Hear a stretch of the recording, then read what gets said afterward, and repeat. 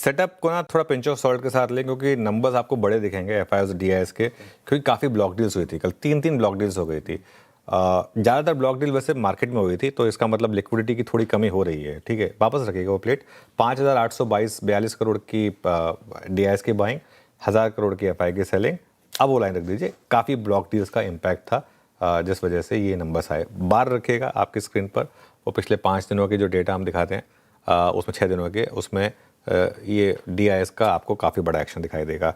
Cash और futures जोड़ दें अगर एफआईएस के, तो सेलिंग ही है फिर भी 1,339 करोड़ की, जिसमें मेन कारण है इंडेक्स फ्यूचर में सेलिंग। कल स्टॉक्स में बाइंग हुई है, लेकिन इंडेक्स फ्यूचर्स में 1,384 करोड़ की सेलिंग है, स्टॉक फ्यूचर्स में 1,000 करोड़ प्लस की बाइंग है।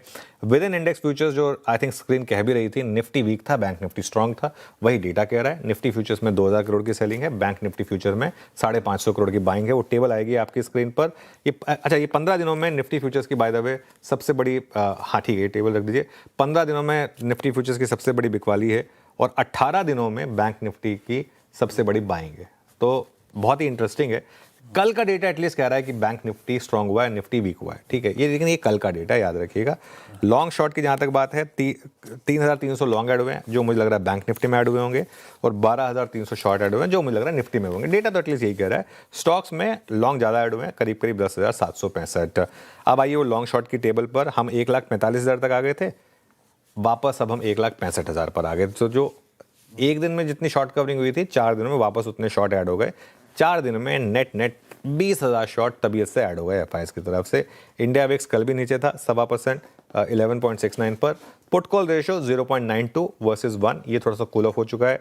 बैन में 2 स्टॉक्स आ गए हैं, एलआईसी और मनापुरम। ये 2 स्टॉक्स बैन में कल दोनों ने एंट्री की, बाय द बैन में आए ये दोनों स्टॉक्स, एलआईसी और मनापुरम।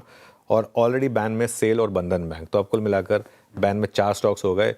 ट्रस्ट मी, एलआईसी में अगर आपने वो मौका खो दिया तो अब वो गया, क्योंकि वो बैन में आ गया। और अब शायद कुछ समय तक ये बैन में रहे, वैसे ही 2 हफ्ते रह गए एक्सपायरी में।